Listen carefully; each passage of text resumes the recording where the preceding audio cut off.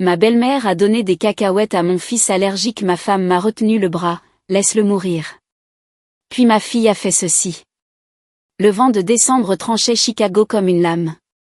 Mais à l'intérieur de la modeste maison en grès brun de Maple Street, Cory Brown le remarquait à peine. Debout au comptoir de la cuisine, il vérifiait méticuleusement les étiquettes de chaque ingrédient étalé devant lui. Cacahuètes, fruits à coque, crustacés, la trinité des dangers qui avait défini sa vie depuis la naissance de Damon, il y a 8 ans. « Papa, tu recommences » dit Kay depuis l'embrasure de la porte, ses yeux de 12 ans affichant ce regard entendu qu'elle avait développé dernièrement. Trop sage, trop observatrice pour son âge.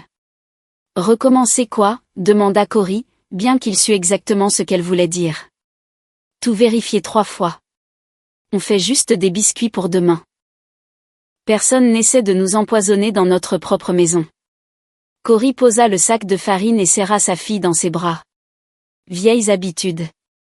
Ta mère dit que je suis paranoïaque. » « Ce n'est pas de la paranoïa s'ils sont vraiment à tes trousses, » dit Kay, avant de paraître immédiatement coupable.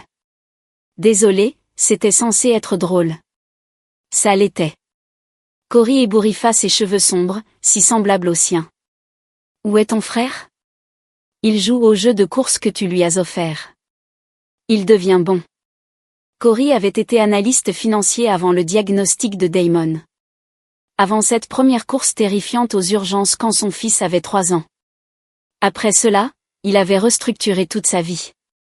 Il avait pris un poste qui lui permettait de travailler à distance, refusé des promotions qui exigeaient des voyages, et était devenu un expert en gestion des allergènes. Sherry avait qualifié cela d'excessif. Sa mère, Doris Crane, l'avait qualifié d'étouffant. La maison en grès brun avait été le compromis de Cory. Sherry avait voulu se rapprocher de sa famille à Lincoln Park, dans le vaste domaine familial des Crane où ses parents, Wade et Doris, régnaient sur leurs 3 enfants et divers parasites.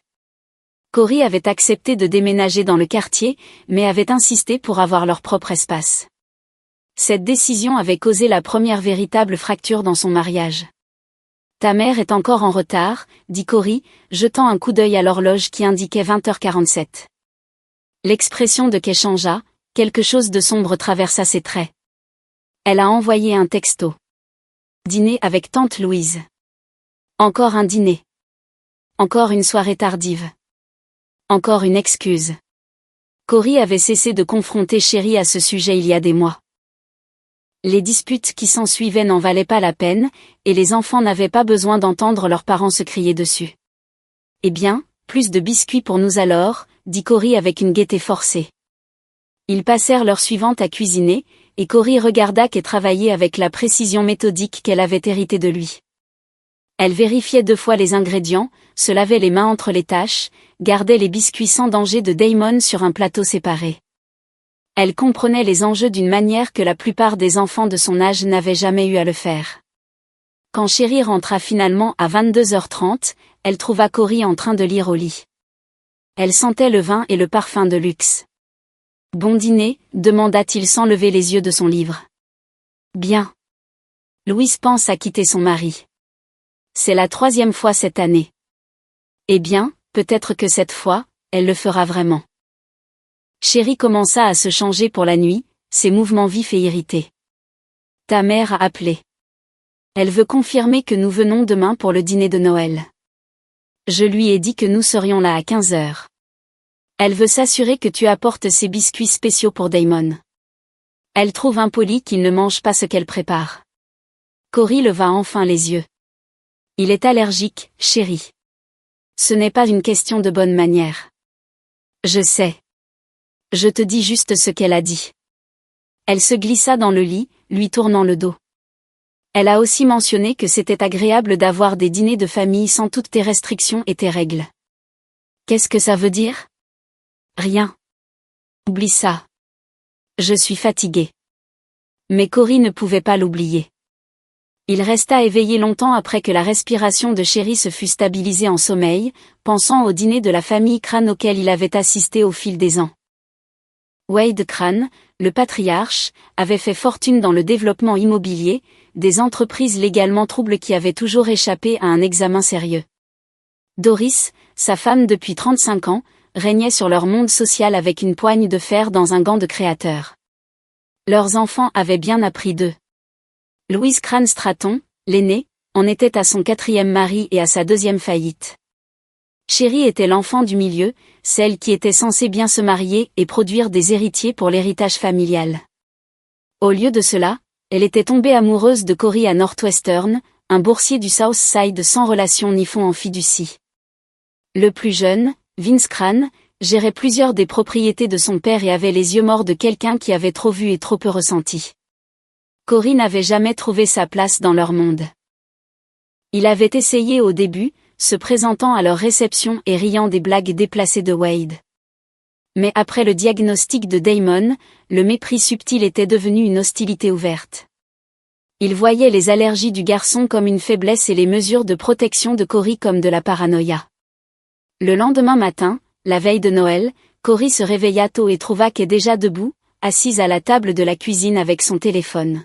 « Bonjour, ma chérie.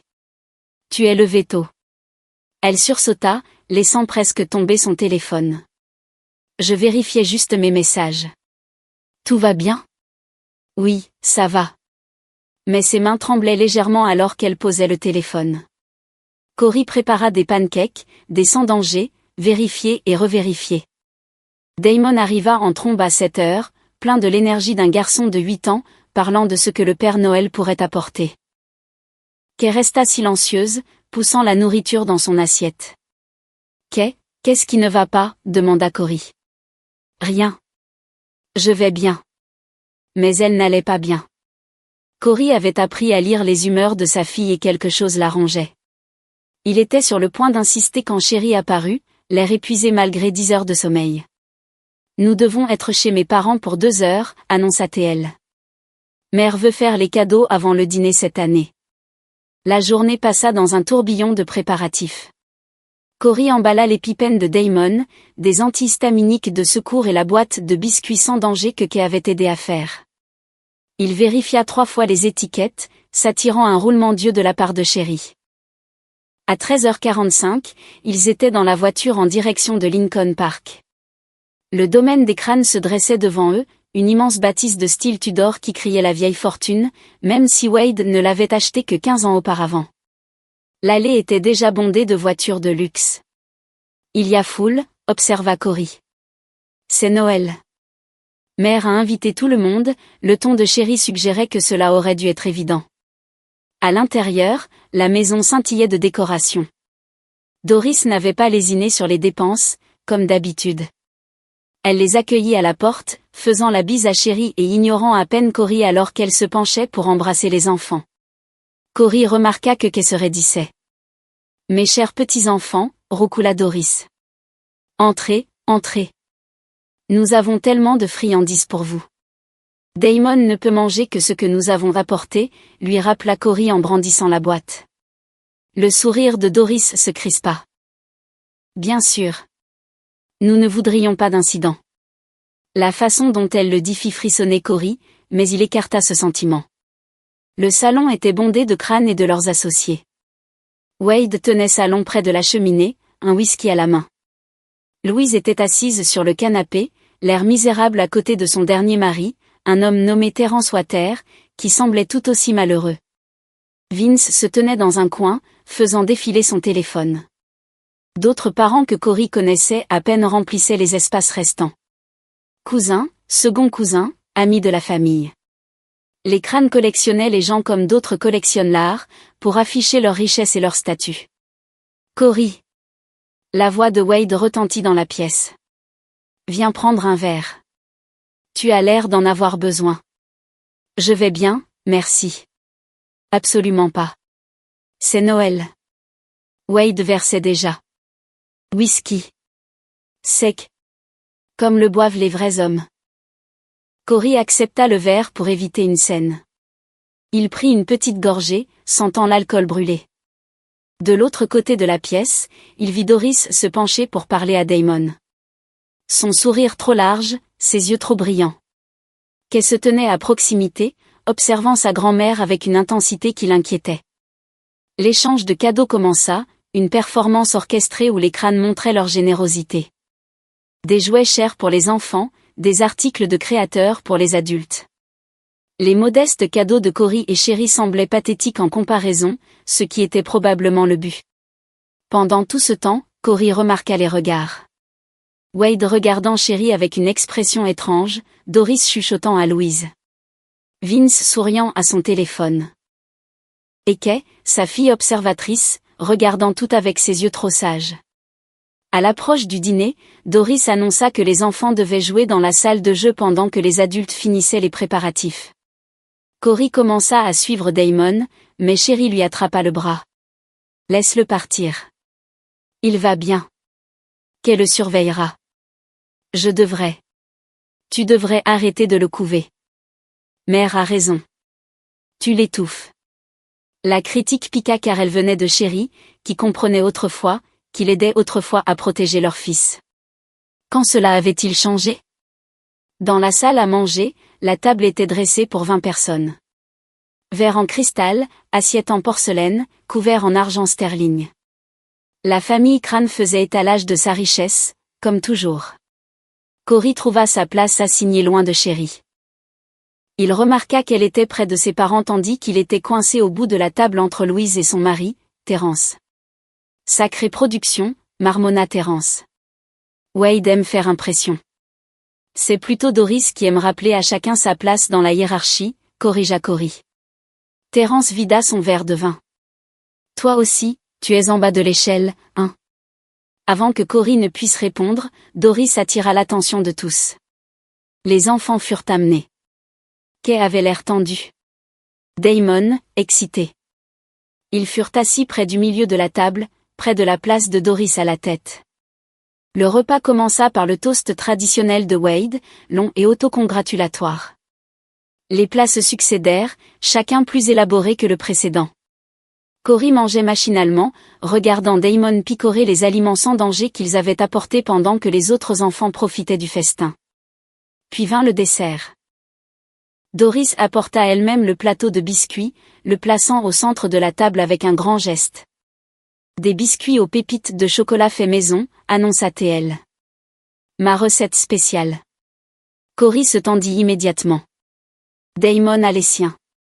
Oh, j'en ai fait des spéciaux juste pour lui, l'interrompit Doris, son sourire radieux, complètement sans noix. J'ai été très prudente. Elle prit un biscuit d'une section spécifique du plateau, le plaçant directement dans l'assiette de Damon. Chaque instinct de Cory criait « Danger !» Il commença à se lever de sa chaise. Je dois vérifier. Mais Damon, désireux d'être comme les autres enfants, avait déjà pris une bouchée. La réaction fut immédiate. Les yeux de Damon s'écarquillèrent, sa main se porta à sa gorge. Le son d'étouffement qui suivit glaça le sang de Cory. Épipène. Cory se jeta de sa chaise, cherchant sa veste où il l'avait rangée. C'est alors que Sherry bougea. Sa femme, la mère de ses enfants, lui attrapa le bras avec une force surprenante, ses doigts s'enfonçant dans son poignet. Laisse-le s'étouffer et mourir, dit-elle, sa voix plate et sans émotion. Cory la regarda, choquée. Autour de la table, la famille Crane observait. Ils ne paniquaient pas. Ils ne bougeaient pas pour aider. Ils regardaient avec ce qui ne pouvait être décrit que comme de l'anticipation. Doris souriait. Wade se renversa dans sa chaise, croisant les bras. L'expression de Louise était soigneusement vide. Vince souriait. Ils étaient tous de mèche. Ce n'était pas un accident. C'était planifié. C'était un meurtre. Le temps sembla ralentir. Le visage de Damon devenait rouge, ses petites mains agrippant sa gorge. Cory essaya de se libérer, mais Sherry tenait bon, et Wade se déplaçait pour lui bloquer le chemin. Toutes les pièces du puzzle s'emboîtèrent. Les dîners tardifs, la distance, l'hostilité subtile qui était devenue quelque chose de monstrueux. Puis Kay bougea. Sa fille de 12 ans quitta sa chaise avec une vitesse qui prit tout le monde au dépourvu. Elle attrapa l'épipène de la veste de Cory. Elle savait exactement où il était et le planta dans la cuisse de Damon avec une précision d'experte. L'effet fut presque immédiat. Damon halta, l'air se précipitant à nouveau dans ses poumons. Sa couleur commença à revenir. La pièce éclata en chaos. Doris s'avança, comme pour intervenir, mais Kay se plaça entre elle et son frère, l'épipène usagée toujours serrée dans son petit poing comme une arme. « Grand-mère, » dit Kay, sa voix coupant le bruit avec un calme étrange. « Je sais où tu étais hier. » La pièce devint silencieuse. Le visage de Doris perdit toute couleur. « Quoi ? » Hier, au Riverside Motel, chambre 237. Kay sortit son téléphone, sa main stable.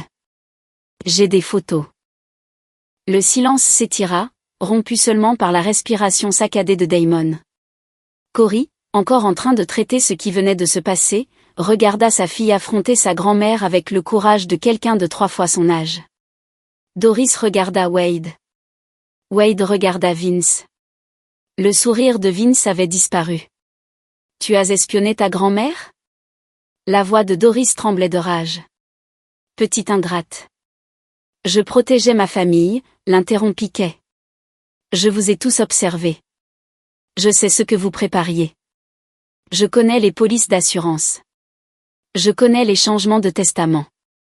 Je sais tout. » Sherry lâcha le bras de Cory, reculant. « Kay, arrête. » « Non. » Les yeux de Kay, si semblables à ceux de Cory, brûlaient de fureur. Ils ont essayé de tuer Damon. Ils allaient le tuer et faire croire que c'était la faute de papa, par négligence. Et toi ? Elle se tourna vers sa mère. Tu allais les aider. Cory serra Damon dans ses bras. Le garçon tremblait et pleurait. Son esprit s'emballait, essayant de comprendre le cauchemar que sa vie venait de devenir. Sa femme avait essayé de laisser leur fils mourir. Ses beaux-parents l'avaient orchestré. Et sa fille, sa courageuse et brillante fille, l'avait su et s'y était préparée. Que tout le monde reste exactement où il est, dit Cory, sa voix d'un calme mortel. Il sortit son propre téléphone et composa le 911. Nous allons laisser la police régler ça. Wade rit, mais cela sonnait forcé. Tu penses que quelqu'un va croire à cette fantaisie ? Les accusations d'un enfant ? J'ai des preuves, dit Kay. Beaucoup de preuves. Et pas seulement sur le motel. Elle regarda sa grand-mère avec un calcul froid. Dois-je leur parler du coffre-fort ou des comptes offshore ? Ou devrions-nous commencer par la personne que tu rencontrais au Riverside ? Le visage de Doris passa du blanc au cramoisi. Quoique Kay sût, c'était suffisant pour que la formidable matriarche de la famille Crane ait l'air réellement terrifiée. Cory serra son fils contre lui, regardant sa fille tenir tête à des gens qui venaient d'essayer de commettre un meurtre. À cet instant, il réalisa que pendant qu'il avait été occupé à protéger ses enfants des cacahuètes et des fruits à coque, il avait échoué à les protéger d'une menace bien plus mortelle. Mais la guerre n'était pas finie. Ce n'était que le premier coup. Et Cory Brown n'avait aucune intention de perdre. Les lumières de la salle d'urgence étaient trop vives, trop stériles. Cory était assis sur la chaise en plastique, regardant les médecins examiner Damon, son esprit rejouant le dîner encore et encore. Les bruits d'étouffement, la voix froide de Sherry, ce sourire sur le visage de Doris. Kay était assise à côté de lui, son téléphone serré dans ses 2 mains. La police était venue au domaine des Crane, avait pris des dépositions et leur avait suggéré d'aller à l'hôpital par précaution. C'était il y a 3 heures. Monsieur Brown. Un médecin sortit, l'air fatigué mais rassurant. Damon va bien. L'épinéphrine a agi rapidement. Nous le garderons en observation cette nuit, mais il n'y a pas de dommages permanents. Puis-je le voir ? Bien sûr. Il vous demande. Cory se leva, puis fit une pause. Kay. Je vais attendre ici. Elle paraissait petite sur la chaise d'hôpital, sa bravoure antérieure s'estompant maintenant que le danger immédiat était passé. Je dois passer quelques appels. D'accord. Je vais bien, papa. Va voir Damon. Dans la salle de réveil, Damon paraissait encore plus petit que d'habitude dans le lit d'hôpital. Ses yeux s'illuminèrent quand Cory entra. Papa, le docteur a dit que j'étais très courageux. Cory rapprocha une chaise et prit la main de son fils. Tu as été incroyablement courageux. Comment te sens-tu ? J'ai mal à la gorge et je suis très fatigué. L'expression de Damon devint troublée. Pourquoi grand-mère m'a-t-elle donné ce biscuit? Elle sait que je suis allergique. Comment expliquer le mal à un enfant de 8 ans? Comment dire à votre enfant que sa grand-mère, sa mère, ont essayé de le tuer? Parfois, les gens font des erreurs, dit Cory, le mensonge ayant un goût amer. Kay dit que ce n'était pas une erreur. Les yeux de Damon se remplirent de larmes. Elle dit qu'ils l'ont fait exprès. Mais ce n'est pas possible, n'est-ce pas, papa? Cory ne put répondre. Il se contenta de tenir son fils pendant que le garçon pleurait, sentant sa propre rage se transformer en quelque chose de froid et de concentré. Quand Damon s'endormit enfin, Cory retourna dans la salle d'attente. Kay était au téléphone, parlant à voix basse et urgente. Elle termina l'appel quand elle le vit. À qui parlais-tu? Un avocat. Oncle Cameron. Cameron Collins. Le colocataire de Cory à l'université était devenu un avocat de renom spécialisé en droit pénal. Ils étaient restés proches au fil des ans. Comment as-tu? Je l'ai appelé la semaine dernière. Quand j'ai commencé à comprendre ce qui se passait, les yeux de Kay étaient déterminés. J'enquête depuis 2 mois, papa. 2 mois. Pendant que Cory n'avait rien vu, sa fille de 12 ans avait rassemblé des preuves contre sa propre famille. Raconte-moi tout, dit Cory.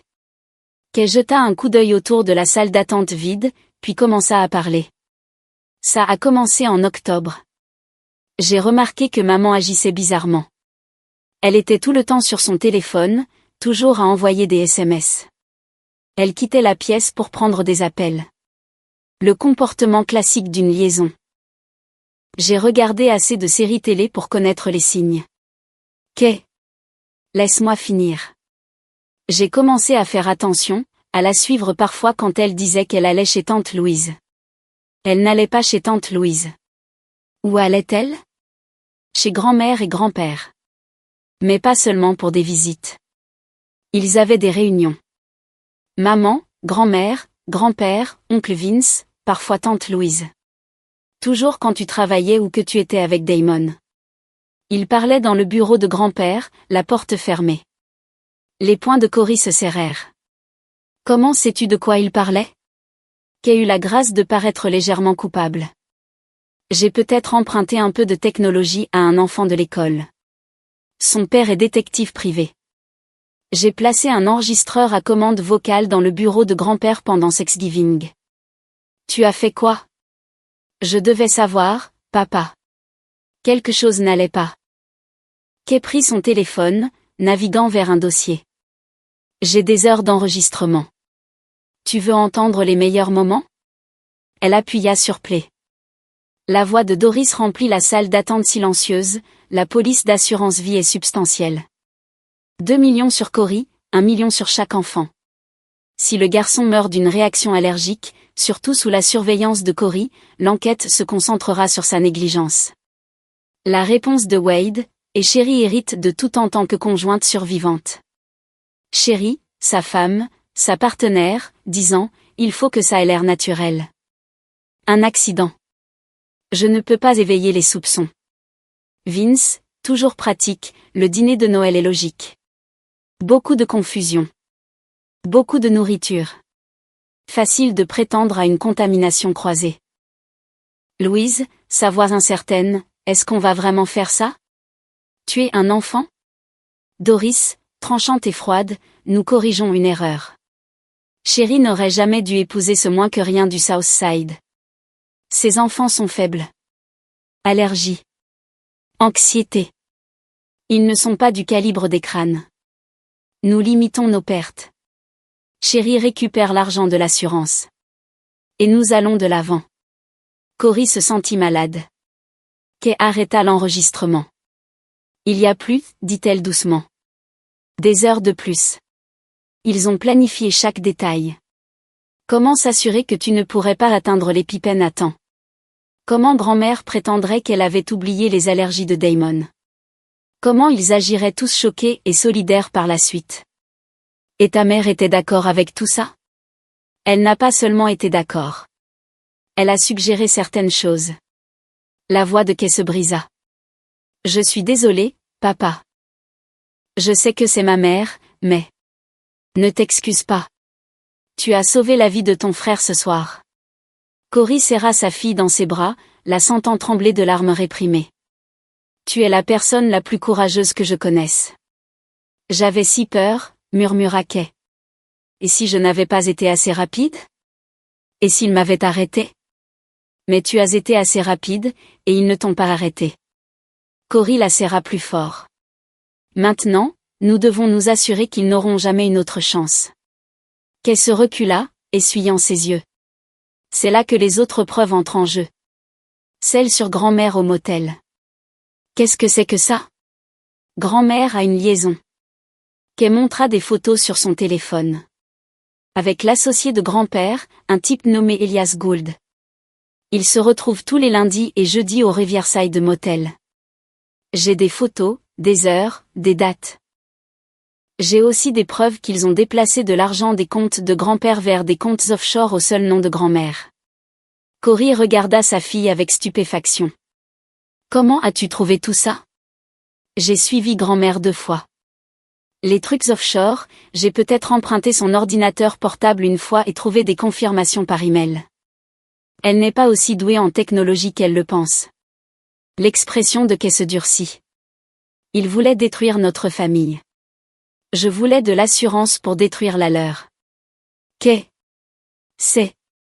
Cory chercha ses mots. C'est incroyablement dangereux. S'ils avaient découvert ce que tu faisais. Ils m'auraient tué aussi. Je sais. C'est pour ça que j'ai été prudente. Elle croisa son regard. Et c'est pour ça que nous devons agir vite maintenant. Ils savent que j'ai quelque chose sur grand-mère. Ils ne connaissent pas les enregistrements ou la quantité d'autres preuves que j'ai, mais ils vont essayer de limiter les dégâts. Elle avait raison. Le téléphone de Cory vibrait toute la soirée. Des appels de Sherry, de Wade, d'un numéro qu'il ne reconnaissait pas. Il les avait tous ignorés, mais il continuerait d'essayer. Cameron arrive ici, dit Kay. Je lui ai dit que nous avions besoin de lui ce soir. Il a dit qu'il serait là dans l'heure. Qu'est-ce que tu lui as dit? La vérité. Que ma famille a essayé d'assassiner mon frère et que nous avons besoin d'une protection juridique immédiate. Cameron Collins arriva 45 minutes plus tard, l'air de sortir tout droit d'une fête de fin d'année dans son costume cher et sa cravate légèrement desserrée. C'était un homme imposant, un M90, aux épaules larges, avec la présence autoritaire qui le rendait redoutable dans un tribunal. Cory. Il serra fermement la main de Cory.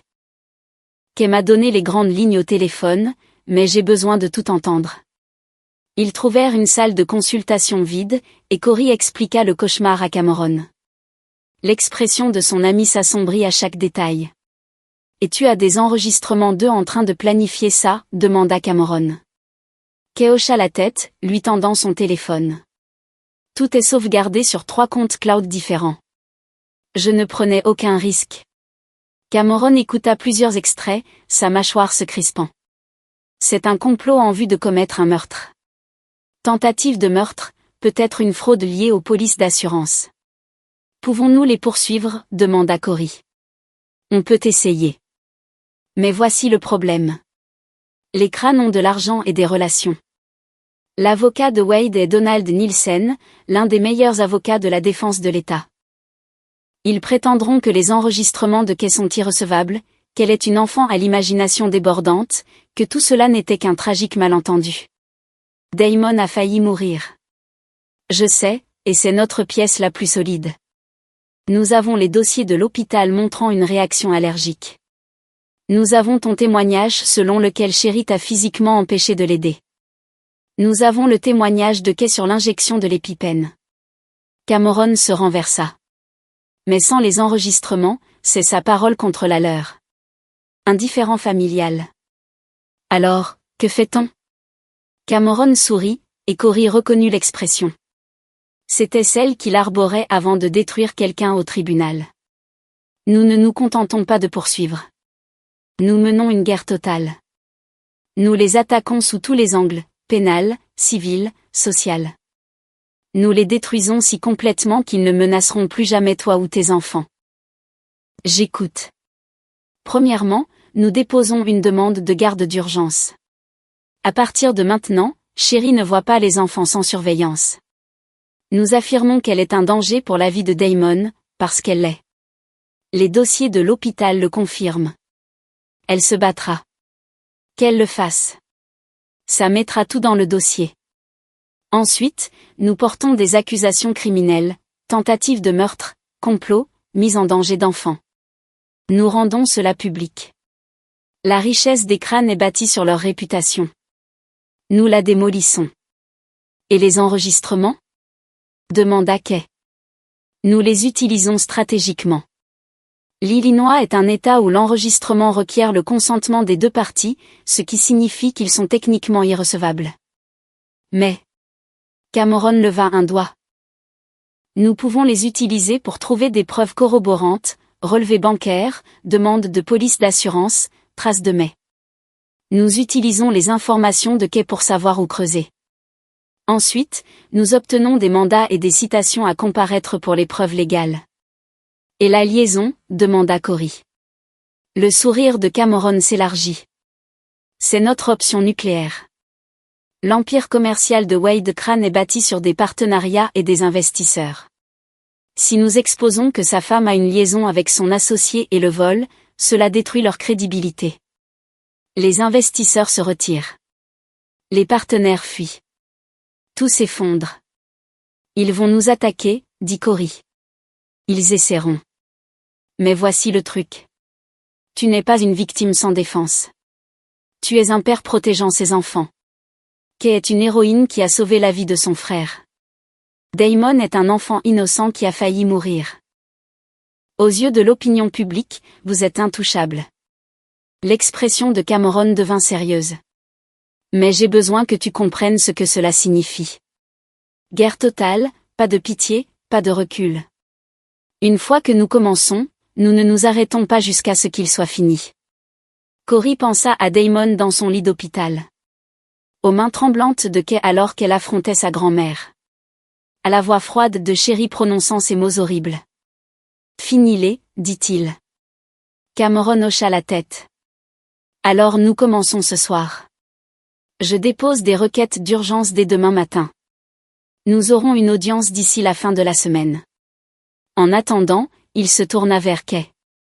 Tu as fait un travail incroyable en rassemblant ces preuves, mais à partir de maintenant, tu as fini d'enquêter. Tu es une enfant. Laisse les adultes s'en occuper. Mais. Pas de mais. Ce que tu as fait était courageux et a probablement sauvé des vies, mais c'est aussi dangereux, et je ne te laisserai plus te mettre en danger. Compris ? Kay regarda Cory, qui hocha la tête. Elle soupira. Compris. Bien. Maintenant, Cory, tu vas commencer à recevoir des appels, des SMS, peut-être même des visites des crânes. N'engage aucune conversation. Ne réponds pas aux appels. Ne réponds pas aux SMS. Ne les laisse pas entrer chez toi. Tout passe par moi maintenant. Et si Chérie essaie de voir les enfants ?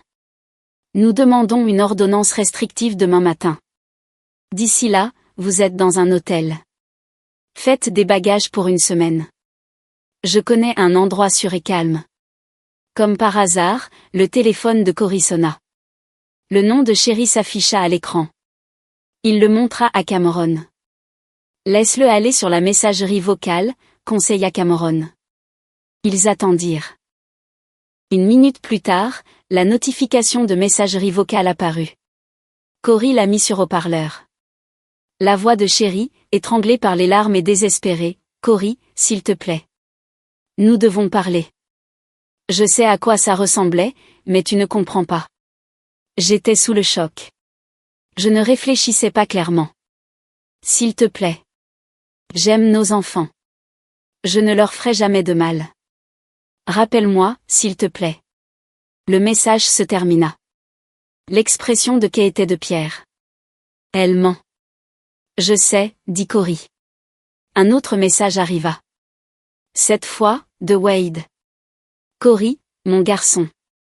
Calmons-nous tous et parlons-en. Les affaires de famille restent en famille. Reviens à la maison.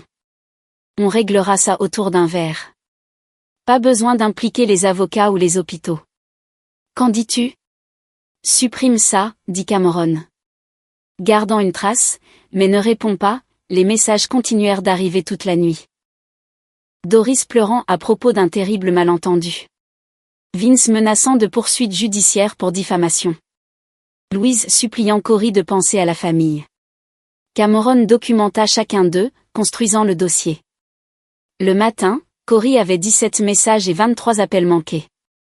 À 6 heures, ils quittèrent l'hôpital avec Damon, qui était épuisé mais physiquement rétabli. Cameron les conduisit à un hôtel-boutique à Oak Park, loin de Lincoln Park et du domaine des crânes. Il leur avait déjà réservé une suite de 2 chambres sous le nom de son cabinet. « Reposez-vous, dit Cameron. Je dépose les requêtes dès l'ouverture du tribunal.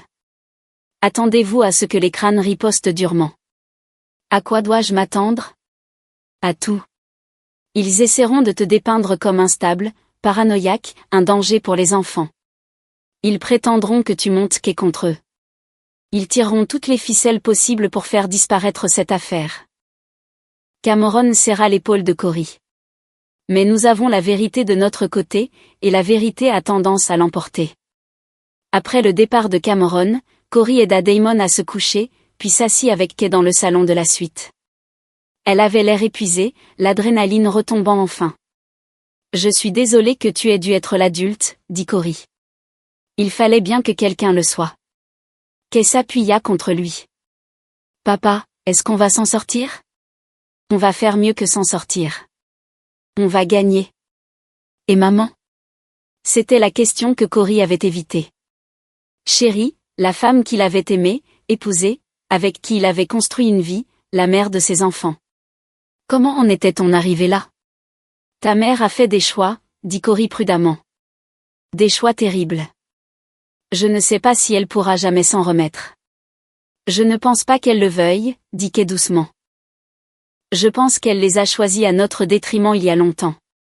Je ne voulais juste pas le voir. Ils restèrent assis en silence, regardant le lever du soleil sur Chicago. Quelque part à travers la ville, la famille Crane préparait son prochain coup. Des avocats étaient appelés. Des stratégies étaient élaborées. Mais Cory avait quelque chose qu'il n'avait pas. La supériorité morale, les preuves de leur crime et une fille de 12 ans plus intelligente que tous réunis. La guerre avait commencé, et Cory Brown allait la gagner. L'audience pour la garde d'urgence fut fixée au vendredi, 3 jours après le dîner de Noël. Cameron l'avait prévenu que ce serait brutal, mais Cory n'était pas préparé à la pleine force de la machine juridique de la famille Crane. Wade avait engagé non seulement Donald Nielsen, mais toute une équipe de son cabinet. Ils avaient déposé des contre-requêtes, des affidavits de diffamation, et obtenu des déclarations d'une douzaine de témoins qui juraient que les Brown étaient une famille instable et que Cory était un père contrôlant et paranoïaque. Il joue salement, dit Cameron lors d'une séance de préparation à son bureau. Mais on s'y attendait.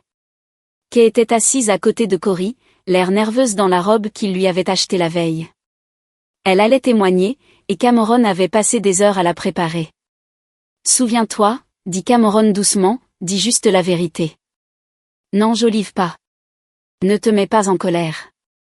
Si tu ne comprends pas une question, demande-leur de la reformuler. Et si tu as peur ou si tu as besoin d'une pause, on peut en demander une. Je n'aurai pas besoin de pause, dit Kay, mais sa voix tremblait légèrement. Damon était chez les parents de Cameron, des gens âgés mais gentils qui avaient accepté de le garder. Cory avait été réticent à laisser son fils hors de sa vue, mais Cameron l'avait convaincu qu'amener Damon au tribunal serait traumatisant. La salle d'audience était bondée. Les Crane avaient amené tout leur contingent. Wade et Doris assis au premier rang, ressemblant à des piliers de la communauté dans leurs vêtements chers. Louise était là avec Terence. Vince était assis derrière eux, son expression illisible. Et Chérie. Elle était assise avec sa famille, portant une robe bleu marine conservatrice et un maquillage minimal, ayant l'air en tout point d'une mère inquiète. Quand ses yeux rencontrèrent ceux de Cory, elle lui sourit tristement, comme s'ils étaient victimes d'un tragique malentendu. La juge était une femme d'une 50aine d'années nommée Rhonda George, connue pour être dure mais juste. Elle avait examiné les requêtes d'urgence et ouvrit maintenant l'audience. Donald Nielsen se leva le premier. Il avait la soixantaine, les cheveux argentés, avec la confiance tranquille de quelqu'un qui n'avait jamais perdu une affaire qu'il tenait à gagner. Votre honneur, cette affaire est une tragédie, mais pas de la manière que prétend M. Brown. Il s'agit d'un père si consumé par l'anxiété et la peur qu'il a transformé un accident familial en une théorie du complot élaborée. Sa paranoïa l'a aliéné de sa femme, a traumatisé ses enfants, et maintenant il utilise le système judiciaire pour mener une vendetta personnelle. Nielsen dépeignit Corey comme étant instable.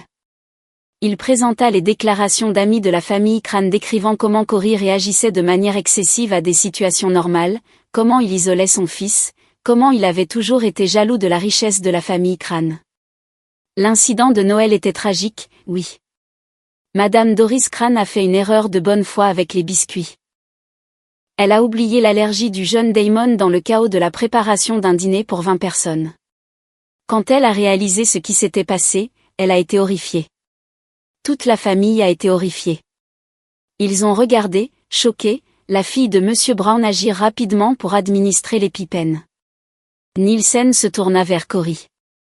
Mais au lieu de reconnaître cela comme un terrible accident et d'accepter les excuses sincères de sa belle-mère, M. Brown a inventé un complot de meurtre. Il coache sa fille pour qu'elle mente. Il empêche sa femme de voir ses enfants. Il détruit une famille parce qu'il ne peut pas gérer ses propres insuffisances. C'était une manipulation magistrale. Corey vit plusieurs personnes dans la galerie hocher la tête. Même la juge George semblait pensive. Puis ce fut le tour de Cameron. Votre honneur, Monsieur Nielsen a raison de dire que c'est une tragédie. Mais il se trompe sur l'identité des victimes. Cameron se leva, commandant l'attention de la salle. Damon Brown, 8 ans, est la victime. Il a failli mourir parce que sa grand-mère lui a délibérément donné un biscuit contenant des cacahuètes. Un allergène dont elle savait pertinemment qu'il pouvait le tuer. Sa mère a empêché son père d'administrer des médicaments vitaux. Et toute sa famille est restée là à regarder, ne faisant rien pendant qu'il suffoquait. Cameron présenta les dossiers de l'hôpital. Le médecin qui avait traité Damon témoigna que la réaction était grave et aurait été fatale sans l'injection d'épinéphrine. Maintenant, M. Nielsen veut vous faire croire que c'était un accident. Une erreur de bonne foi. Mais examinons cette affirmation. Cameron sortit une photo agrandie de la cuisine de Doris prise par la police. La cuisine de Madame Crane a 3 plans de travail séparés. C'est une pâtissière expérimentée qui a organisé des dizaines d'événements. Pourtant, nous devons croire que dans tout cet espace, avec toute cette expérience, elle a somehow oublié une allergie dont elle est au courant depuis 8 ans. Nielsen objecta. La spéculation sur l'expertise culinaire de Madame Crane n'est pas pertinente. Rejeté, dit la juge George. Continuez, Monsieur Collins. De plus, quand Damon a commencé à s'étouffer, qu'a fait la famille? Ont-ils appelé le 911? Ont-ils tenté d'aider? Non. Selon M. Brown et sa fille Kay, qui, je le rappelle à la cour, a agi héroïquement pour sauver la vie de son frère, la famille est restée assise à regarder. Sa propre mère l'a physiquement retenu pour l'empêcher d'aider. La voix de Cameron s'éleva. Ce n'est pas du choc. Ce n'est pas de la confusion. C'est de la préméditation. Objection. Nielsen était sur ses pieds. Le conseil fait des accusations scandaleuses sans preuve.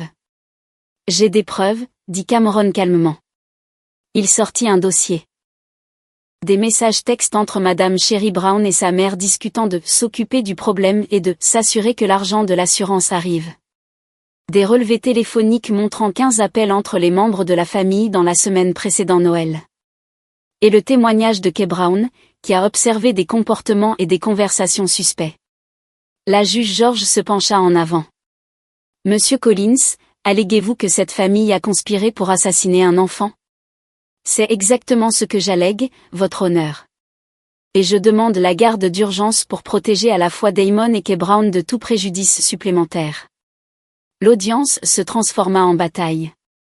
Nielsen appela Sherry à la barre, et elle livra une performance larmoyante. Elle affirma qu'elle aimait ses enfants, qu'elle avait été sous le choc pendant l'incident, que Corey avait toujours été difficile et contrôlant. Il ne laissait pas Damon aller aux fêtes d'anniversaire, dit-elle en s'épongeant les yeux.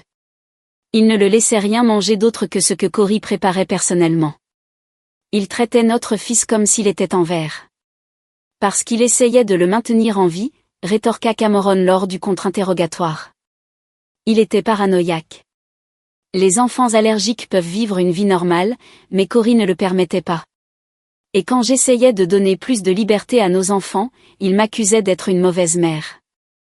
Avez-vous physiquement empêché votre mari d'aider votre fils à Noël? Sherry hésita. J'ai touché son bras. J'étais sous le choc. Je ne comprenais pas ce qui se passait. Vous avez touché son bras. Cameron sortit ses notes. M. Brown déclare que vous lui avez attrapé le poignet avec assez de force pour laisser des bleus et que vous avez dit, laisse-le s'étouffer et mourir. Avez-vous dit cela? Non. Je ne dirai jamais quelque chose d'aussi horrible.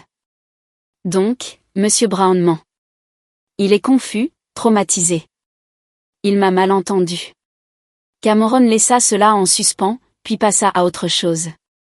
Madame Brown, à combien s'élève l'assurance vie de votre famille? Je ne sais pas exactement. Laissez-moi vous rafraîchir la mémoire. 2 millions sur votre mari, 1 million sur chacun de vos enfants. Correct? Si vous le dites. Et qui est le bénéficiaire si quelque chose arrive à Damon? Je le suis. En tant que sa mère.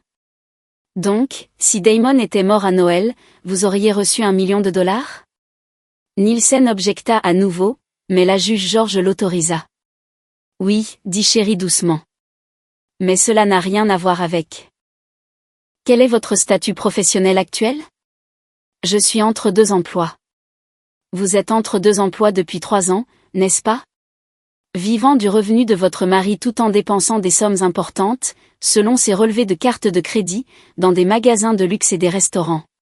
Je suis une mère au foyer. L'êtes-vous? Parce que selon les dossiers scolaires, Monsieur Brown est désigné comme le contact d'urgence principal pour les 2 enfants. Il assiste à toutes les réunions parents-professeurs. Il gère tous les rendez-vous médicaux. Que faites-vous exactement en tant que mère au foyer? Le sang-froid de Sherry se fissura. Je m'occupe de ma famille. En conspirant avec vos parents pour tuer votre fils? Objection. Retiré. Cameron sourit froidement. Pas d'autres questions. Doris prit la parole ensuite, jouant la grand-mère blessée. Elle était bonne, meilleure que Sherry. Elle pleurait au bon moment, exprimait l'horreur et le regret. Elle affirmait avoir été méticuleuse dans la vérification des ingrédients, mais devait avoir commis une terrible erreur. Mais Cameron avait une surprise. Madame Crane, où étiez-vous le lundi 23 décembre, entre 14h et 17h? Doris cligna des yeux. J'étais à la maison, je crois. À la maison, seule? Oui. Cameron sortit des photos. Celles-ci ont été prises au Riverside Motel le 23 décembre à 14h47. C'est vous, n'est-ce pas? La salle d'audience explosa. Doris devint blême. Wade se leva de la galerie en criant. Nielsen demanda d'où Cameron tenait ses photos. D'un membre de la famille concernée, dit Cameron doucement. Madame Crane, qui est l'homme sur ces photos avec vous? L'homme qui entre dans la chambre 237? C'est scandaleux. Nielsen était rouge de colère. Cela n'a rien à voir avec la question de la garde. Ça a tout à voir avec ça, rétorqua Cameron. Cela concerne le caractère et la crédibilité des témoins. Madame Crane prétend être une grand-mère dévouée qui a fait une erreur de bonne foi, mais elle ment sur ses liaisons. Sur quoi d'autre ment elle? La juge George rétablit l'ordre. Monsieur Collins, j'autorise cette ligne de questions, mais avancez prudemment. Madame Crane, poursuivit Cameron. L'homme sur ces photos est Elias Gould, l'associé de votre mari. Est-ce correct? Les instincts d'avocate de Doris prirent le dessus. Je refuse de répondre au motif que cela pourrait m'incriminer. Vous incriminer pourquoi? Une liaison ou quelque chose de plus sérieux? Cameron sortit d'autres documents. Ce sont des relevés bancaires montrant des transferts de comptes détenus conjointement par vous et votre mari vers des comptes offshore à votre seul nom. Des comptes que votre mari ne connaît probablement pas. Voulez-vous expliquer cela? Je refuse de répondre. Alors laissez-moi suggérer ce qui s'est passé. Vous et Monsieur Gould avez une liaison. Vous volez votre mari pour financer une nouvelle vie ensemble. Mais vous avez besoin de plus d'argent pour que ça marche. L'argent des polices d'assurance sur vos petits-enfants. Alors vous avez élaboré un plan. C'est absurde. Doris craqua finalement. Nous n'avons pas besoin d'argent. Mon mari est riche. L'est-il? Ou son entreprise est-elle en faillite? Les dossiers montrent plusieurs propriétés en saisie. Des investisseurs qui se retirent. Des ennuis judiciaires. Cameron se pencha. Vous volez un navire en perdition, Madame Crane, et vous aviez besoin de cet argent de l'assurance. L'audience sombra dans le chaos. Nielsen demanda une suspension. Wade confronta Doris dans le couloir, leur dispute assez forte pour que tout le monde l'entende. Vince disparut. Louise était assise, sanglotant. Quand la cour reprit, ce fut au tour de Kay de témoigner. Cameron la traita avec douceur, la guidant à travers ce qu'elle avait observé. Kay était calme, articulée, dévastatrice. Elle décrivit comment elle avait suivi sa mère, placé des conversations d'enregistrement, rassemblé des preuves. Je savais que quelque chose n'allait pas, dit-elle. Je le sentais. Alors j'ai commencé à faire attention. Le contre-interrogatoire de Nielsen fut agressif. Il essaya de la dépeindre comme une enfant perturbée cherchant l'attention. Il mit en doute la façon dont elle avait pu rassembler toutes ces preuves. Il suggéra que Cory l'avait coachée, mais qu'elle ne flancha jamais. Mon père ne m'a pas coachée, dit-elle fermement.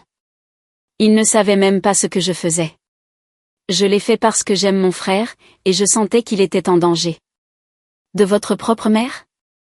Oui. C'est une accusation très grave de la part d'une enfant de 12 ans. J'ai 12 ans, pas stupide, rétorqua Kay. Je sais ce que j'ai vu. Je sais ce que j'ai entendu. Et je sais que si je n'avais pas sauvé Damon, il serait mort en ce moment. La salle d'audience était silencieuse. La juge George suspendit l'audience pour 1 heure afin d'examiner les preuves et de délibérer. Cory s'assit avec Cameron et Kay dans une salle de conférence, à peine capable de respirer. Tu as été formidable, dit Cameron à Kay. Est-ce que j'en ai fait assez? Tu en as fait plus qu'assez. Tu as été parfaite. Quand ils retournèrent dans la salle d'audience, la juge George avait l'air grave. J'ai examiné les preuves et les témoignages présentés aujourd'hui. C'est l'un des cas les plus troublants que j'ai rencontrés en 20 ans de magistrature. Elle regarda directement la famille Crane. Au mieux, nous avons une négligence grave qui a failli entraîner la mort d'un enfant. Au pire, nous avons un complot en vue de commettre un meurtre. Chérie se mit à pleurer. Doris resta rigide. J'accorde la requête de garde d'urgence de Monsieur Brown. Madame Sherry Brown n'aura aucun contact avec les enfants mineurs, sauf des visites supervisées, en attendant un procès complet sur la garde. Monsieur Brown se voit accorder la garde temporaire complète. Nielsen commença à objecter, mais la juge George le coupa. Je réfère également cette affaire au procureur de l'État pour une enquête criminelle. Les preuves suggèrent une conduite criminelle possible qui dépasse la juridiction de ce tribunal. Elle regarda Cory. Monsieur Brown, je vous accorde une ordonnance restrictive contre Madame Doris Crane, Madame Sherry Brown et tous les membres de la famille Crane. Ils doivent se tenir à au moins 150 mètres de vous et de vos enfants en tout temps. Votre honneur. Tenta à nouveau Nielsen. J'ai rendu ma décision, conseil. Cette audience est levée. Le marteau tomba.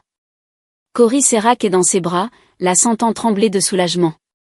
De l'autre côté de la salle d'audience, la famille Crane était en désarroi. Chérie sanglotait. Wade criait sur Doris. Louise avait l'air sous le choc. Mais ce n'était pas fini. Cameron l'avait prévenu. Ce n'était que la première bataille. La guerre était loin d'être gagnée. Les retombées de l'audience de garde frappèrent la famille Crane comme une avalanche. En 24 heures, l'histoire fuita dans la presse. Pas l'histoire complète, mais assez pour être dommageable. Éminente famille de Lincoln Park sous enquête après la réaction allergique quasi fatale d'un enfant, titrait le Tribune. Le téléphone de Wade n'arrêtait pas de sonner. Les partenaires commerciaux voulaient des explications. Les investisseurs exigeaient des réunions. L'histoire était trop salace pour être ignorée, une famille riche, des allégations de meurtre, une confrontation dramatique au tribunal. Corey regarda tout se dérouler depuis la sécurité de l'hôtel d'Oak Park, où il avait établi une vie temporaire avec ses enfants. Cameron lui avait conseillé de rester à l'écart de sa maison en grès brun pour l'instant. Les crânes savaient où ils vivaient, et ils étaient désespérés. À quel point désespérés, avait demandé Corey. Disons que Wade a perdu 3 investisseurs majeurs en 2 jours. L'histoire de la liaison de Doris se répand dans leur cercle social.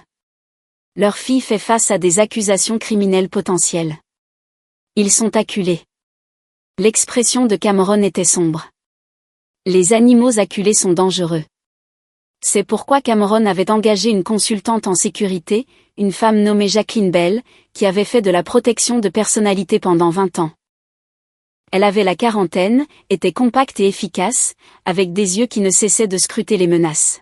« Vous êtes une cible maintenant », expliqua Jacqueline à Corey lors de leur première rencontre. « Vous avez humilié une famille puissante et exposé leurs crimes. Ils vont riposter. À quoi dois-je m'attendre ? Harcèlement, intimidation. Ils pourraient essayer de vous discréditer, de planter de la drogue dans votre voiture, de fabriquer des preuves d'actes répréhensibles, d'engager quelqu'un pour vous séduire et créer un scandale. » Elle sortit un dossier. « J'ai déjà trouvé du matériel de surveillance sur votre voiture. Du matériel amateur, mais ça montre qu'ils vous observent. » Corey sentit un frisson. « Que faisons-nous ? Nous passons à l'offensive. Je nettoie votre appartement, votre voiture, tous les endroits que vous fréquentez. Nous varions vos routines. Nous documentons tout, et nous faisons clairement comprendre que s'ils s'en prennent à vous, nous les enterrerons. » Au cours des jours suivants, Jacqueline trouva 3 autres micros. Un dans le sac de l'ordinateur portable de Corey, un près de l'entrée de son appartement, et un dans le sac à dos de Kay. « Quelqu'un a été très occupé, » dit-elle, montrant à Corey les petits appareils. « Ce niveau de surveillance suggère qu'ils montent un dossier contre vous. Ils veulent trouver quelque chose. N'importe quoi qu'ils puissent utiliser. Ils ne trouveront rien. Ils pourraient fabriquer quelque chose », l'expression de Jacqueline était sérieuse. « Ces gens sont désespérés, Corey. Ne les sous-estimez pas. » Pendant ce temps, Cameron construisait le dossier pénal. Le procureur de l'État, un homme ambitieux nommé Clifton Aguirre, s'était personnellement intéressé à l'affaire après avoir examiné les preuves. « C'est gros », dit Clifton à Cameron lors d'une réunion à son bureau. « Si nous pouvons prouver le complot en vue de commettre un meurtre, c'est une affaire qui fait une carrière. »« Pouvez-vous le prouver ?» demanda Corey. Il était venu à la réunion sur l'insistance de Cameron. Les enregistrements que Kay a fait sont problématiques d'un point de vue probatoire. L'Illinois requiert le consentement des 2 parties. Mais Clifton sourit. Il nous donne une feuille de route. Nous assignons les relevés bancaires, les documents d'assurance, les relevés téléphoniques, les emails. Nous trouvons les preuves qui corroborent ce qui se trouve sur ces enregistrements. Combien de temps cela prendra-t-il ? Des semaines, peut-être des mois. Les crimes en col blanc prennent du temps à être poursuivis. Mais nous accélérons celui-ci parce que la vie d'un enfant a été mise en danger. Clifton se pencha en avant. J'ai besoin que vous compreniez quelque chose, Monsieur Brown. Les crânes se battront avec tout ce qu'ils ont. Ils essaieront de négocier une peine, de prétendre que tout n'était qu'un malentendu. D'argumenter qu'aucun préjudice réel n'a eu lieu. Mon fils a failli mourir. Presque. C'est le problème en droit pénal. La tentative de meurtre exige la preuve de l'intention. Nous devons montrer qu'ils ont délibérément essayé de tuer Damon, pas seulement qu'ils ont été négligents. J'ai cette preuve. Les enregistrements sont irrecevables, donc nous avons besoin d'autres preuves.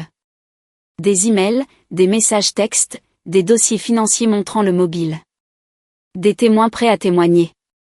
L'expression de Clifton était sympathique. Je suis de votre côté, M. Brown, Mais j'ai besoin que vous soyez patient pendant que nous construisons un dossier en béton. La patience. Cory en avait assez d'être patient pendant que les assassins potentiels de ses enfants se promenaient librement. Cette nuit-là, de retour à l'hôtel, Cory ne pouvait pas dormir. Il était assis dans le salon de la suite, son ordinateur portable ouvert, faisant des recherches sur l'empire commercial de la famille Crane. La société de Wade, Crane Développement, avait des doigts dans une douzaine de projets à travers Chicago. Immobilier, gestion immobilière, construction. Cory commença à creuser plus profondément. Rapport financier, statut de SARL, accord de partenariat. En tant qu'analyste financier, il savait lire entre les lignes des bilans et des flux de trésorerie. Ce qu'il trouva était troublant. Crane Développement était en pleine hémorragie financière. Plusieurs propriétés étaient en saisie. Ils avaient contracté des prêts à taux d'intérêt élevés pour couvrir les dépenses de fonctionnement, un signe classique d'une entreprise en difficulté. Wade avait projeté le succès tout en faisant face à la ruine en privé. Cela expliquait le désespoir. L'argent de l'assurance n'était pas seulement de la cupidité, c'était de la survie. Cory continua de creuser. Il trouva des liens avec d'autres entreprises, des sociétés écrans, des transactions suspectes.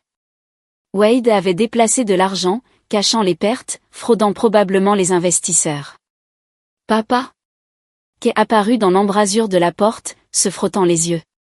Il est 3 heures du matin. Qu'est-ce que tu fais? Des recherches. Cory ferma l'ordinateur portable.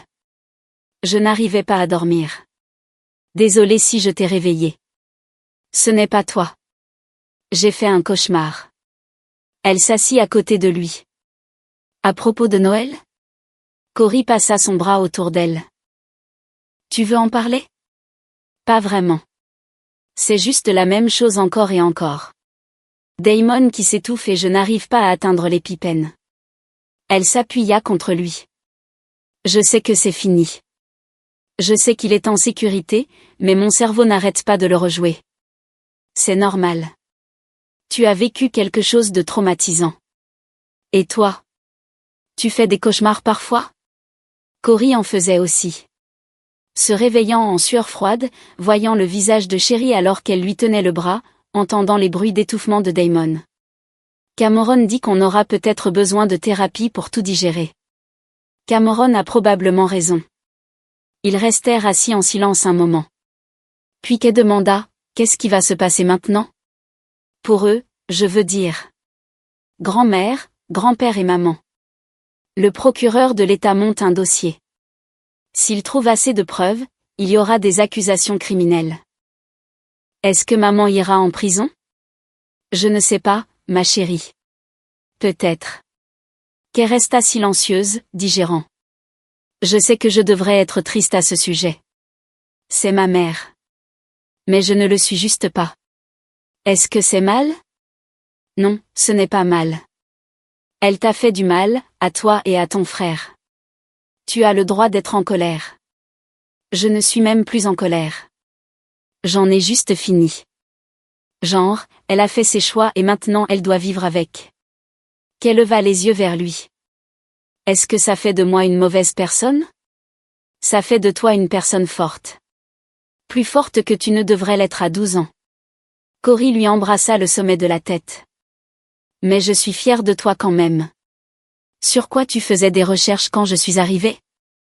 Cory hésita, puis décida que Kay méritait l'honnêteté. Les finances de la famille Crane. Je pense que l'entreprise de Wade est en faillite. C'est probablement pour ça qu'ils avaient si désespérément besoin de l'argent de l'assurance. On peut utiliser ça? Peut-être. Si Wade a commis une fraude, ça donne plus de levier au procureur. Cory rouvrit son ordinateur portable. Tu veux m'aider à creuser? Ils passèrent l'heure suivante à éplucher les dossiers financiers ensemble. Kay avait un esprit vif pour les chiffres. Elle repéra des schémas que Cory avait manqués, fit des liens qu'il n'avait pas vus. Regarde ça, dit-elle en montrant une série de transactions. Cette SARL, Star Holdings, elle apparaît beaucoup. Elle reçoit des paiements de Crane Développement, mais il n'y a pas de service clair fourni. Bien vu. Ça pourrait être une société écran que Wade utilise pour cacher de l'argent. Ou Kay afficha un autre écran. Regarde qui est listé comme l'agent enregistré pour Star Holdings. Elias Gould. Le partenaire de la liaison. L'associé. Cory sentit les pièces s'emboîter. L'associé de Wade a une liaison avec sa femme et il le vole par le biais d'une société écran, dit Cory lentement. C'est un tout autre crime, termina Kay. Tu penses que Wade le sait? S'il ne le sait pas, il est sur le point de le découvrir. Cory compila tout ce qu'ils avaient trouvé et l'envoya à Cameron avec une note, pourrait être un levier utile. Dis-moi ce que tu en penses. Cameron appela 30 minutes plus tard, malgré l'heure matinale. Vous avez trouvé ça ce soir? Kay et moi n'arrivions pas à dormir. On a commencé à creuser. C'est de l'or, Cory. Si Wade a été fraudé par sa propre femme et son associé, ça change toute la dynamique. On peut utiliser ça. Comment?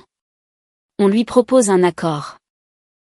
Il témoigne contre Doris et Sherry, fournit des preuves du complot, et en échange, nous ne poursuivons pas les accusations liées à sa fraude commerciale, dont, au passage, je vois au moins 3 exemples dans ces documents. Tu veux que je passe un accord avec quelqu'un qui a essayé de tuer mon fils? Je veux garantir que les personnes les plus responsables paient le prix. En ce moment, le maillon faible est Wade. Il perd de l'argent. Sa femme l'a trahi. Son associé l'a trahi. Il est vulnérable. Nous exploitons cela. Cory voulait argumenter, mais Cameron avait raison. Ce n'était pas une question de vengeance.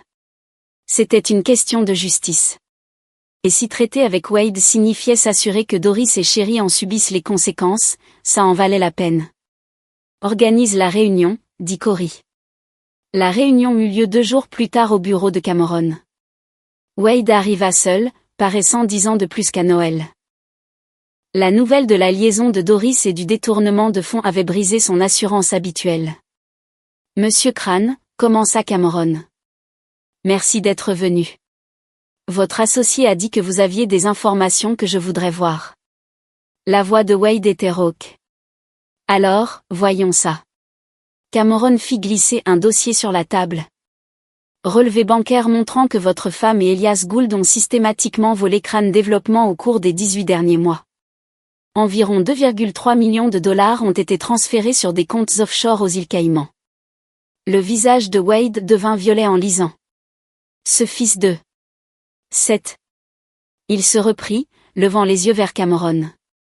Où avez-vous eu ça? De quelqu'un de plus intelligent que nous deux, dit Cameron, jetant un coup d'œil à l'endroit où Kay était assise dans le coin du bureau, ayant insisté pour être présente. Les yeux de Wade la trouvèrent. Un instant, quelque chose comme du respect vacilla sur son visage.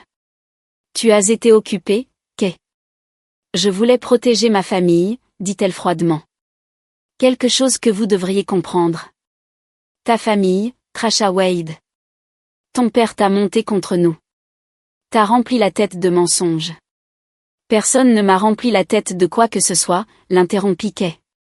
Je vous ai tous regardé planifier le meurtre de mon frère. Je l'ai enregistré. J'ai des preuves. Les seuls mensonges ici viennent de vous. Wade eut l'air d'avoir été giflé. Monsieur Crane, dit Cameron, ramenant son attention. Vous avez 2 choix. Choix numéro 1, nous donnons cette information au procureur de l'État et vous faites face à des accusations de fraude en plus du complot en vue de commettre un meurtre. Votre entreprise s'effondre. Vous allez en prison.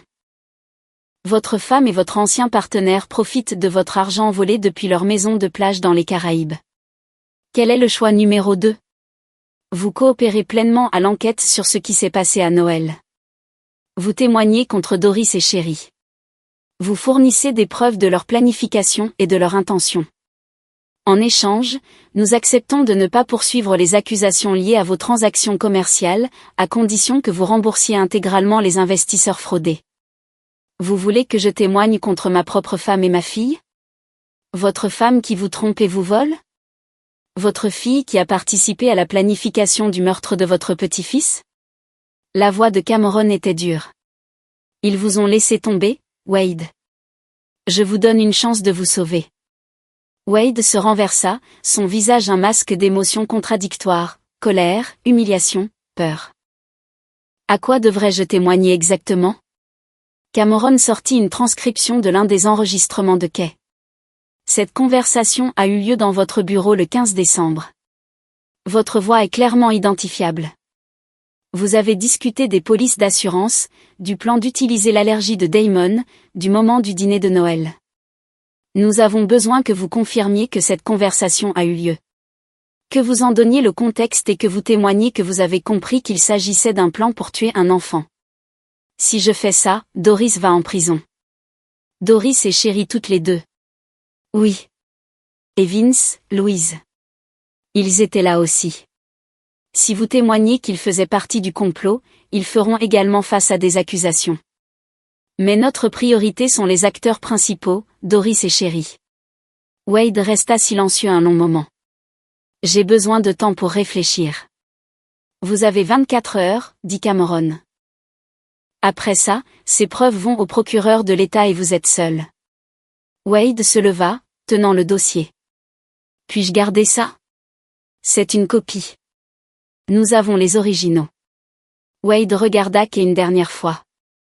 Tu sais que tu as détruit cette famille, n'est-ce pas? Tout ce que nous avons construit. Vous l'avez détruite, dit Kay doucement. Quand vous avez décidé que la vie de mon frère valait moins que de l'argent. Wade partit sans un autre mot. Tu penses qu'il acceptera l'accord? Demanda Cory après son départ. Il l'acceptera, dit Cameron avec confiance. C'est un narcissique et un lâche. Il ne se sacrifiera pas pour des gens qui l'ont trahi. Cameron avait raison. Wade appela le lendemain matin et accepta de coopérer pleinement. La deuxième réunion incluait Clifton Aguirre et une agente du FBI nommée Michelle Beck, qui avait été impliquée en raison des crimes financiers inter-États. Wade déballa tout. La conversation dans son bureau n'avait pas été la première. Il planifiait depuis des semaines. Doris avait été le cerveau, poussé par sa liaison et son besoin d'argent. Sherry avait été désireuse de participer, pleine de ressentiment envers Cory et fatiguée d'être pauvre selon les standards des crânes. Elle a dit qu'elle ne t'a jamais aimé, dit Wade en regardant Cory. Elle a dit que t'épouser était la plus grande erreur de sa vie. Elle a dit que les enfants étaient la seule bonne chose qui en était sortie, mais que les allergies de Damon le rendaient défectueux. Les mots blessèrent plus que Cory ne s'y attendait. Il savait que le mariage était fini, mais l'entendre décrit si froidement était toujours douloureux. Wade continua, ils avaient choisi Noël parce que ce serait facile de prétendre à la confusion avec tant de gens et tant de nourriture. Ils avaient répété leurs réactions, les visages choqués, l'inquiétude, les appels à l'aide qui viendraient juste quelques secondes trop tard. Sherry était censée t'empêcher d'atteindre l'épipène pendant au moins 2 minutes, dit Wade. Cela aurait été suffisant pour causer des lésions cérébrales ou la mort. Ensuite, nous aurions tous agi traumatisés, blâmé Doris pour une erreur de bonne foi, et encaissé l'argent de l'assurance. Et Kay, demanda Michelle. Elle ne faisait pas partie de vos calculs. Nous ne pensions pas qu'elle interviendrait. Elle était censée être avec les autres enfants dans la salle de jeu. L'expression de Wade devint amère. Nous l'avons sous-estimée. Clairement, dit Clifton sèchement. Wade fournit des relevés bancaires montrant de gros dépôts que Sherry attendait du paiement de l'assurance. Des chaînes de mails entre Doris et Elias Gould discutant de leur plan pour quitter le pays. Des messages textes entre les membres de la famille coordonnant leurs histoires. C'était plus que suffisant pour poursuivre. Et Vince et Louise, demanda Cory. Vince savait et approuvait. Il espérait une part de l'argent. La mâchoire de Wade se serra. Louise. Louise était mal à l'aise mais a suivi. Elle est faible. Elle l'a toujours été. Donc, ils sont tous complices. Oui. Clifton et Michelle échangèrent des regards. C'est suffisant pour des mandats d'arrêt, dit Clifton. Nous allons agir immédiatement. Les arrestations eurent lieu le lendemain matin.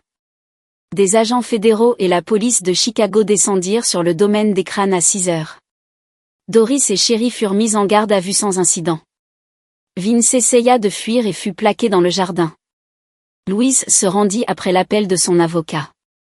Elias Gould fut arrêté à son domicile, accusé de détournement de fonds et de fraude. Les médias devinrent fous.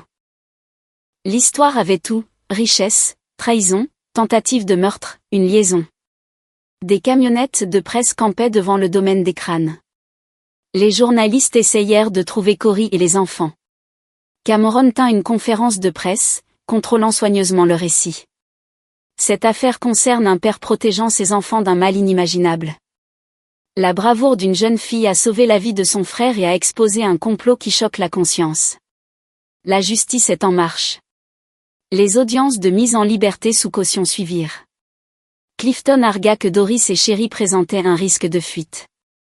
Elle prévoyait de quitter le pays avec de l'argent volé. Le juge fut d'accord, fixant la caution à 5 millions de dollars chacune. Wade paya sa propre caution en engageant des propriétés. Personne ne paya la caution de Doris ou de Sherry. Elles restèrent à la prison du comté de Cook, en attente de leur procès. Corey aurait dû se sentir triomphant. Ses ennemis étaient enfermés. Ses enfants étaient en sécurité. La justice progressait. Mais il se sentait vide. Un soir, une semaine après les arrestations, Corey était assis avec ses 2 enfants, regardant un film auquel Nick et ni Damon ne prêtaient vraiment attention. « Papa » demanda Damon pendant un moment calme, « est-ce que maman va revenir à la maison un jour ?» C'était la question que Corey redoutait. « Non, mon grand. Elle ne reviendra pas, parce qu'elle a essayé de me faire du mal. Parce qu'elle a fait de très mauvais choix. Des choix qui signifient qu'elle ne peut plus faire partie de notre famille. » Damon traita cela avec la simple acceptation d'un enfant de 8 ans. « D'accord. On peut avoir un chien alors ?» Kerry. Le premier vrai rire que Corey avait entendu d'elle depuis des jours. « C'est ta priorité ? Un chien ? Maman a toujours dit non au chien. Mais si elle ne revient pas, peut-être qu'on peut en avoir un maintenant. » C'était une demande si normalement enfantine que Corey se mit à rire aussi. « Ouais, mon grand.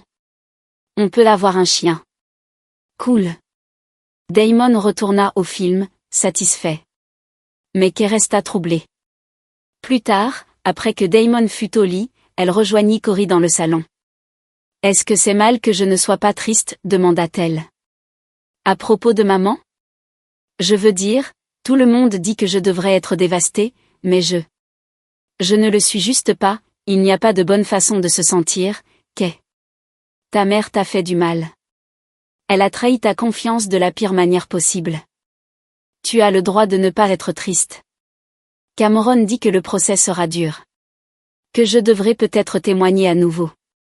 Que les gens diront des choses méchantes sur nous. Probablement. Les crânes ont encore des partisans. Des gens qui pensent que nous mentons ou que nous exagérons. L'expression de Kay se durcit. Laissons-les penser ce qu'ils veulent. Nous connaissons la vérité. Et bientôt tout le monde la connaîtra aussi. Elle avait raison.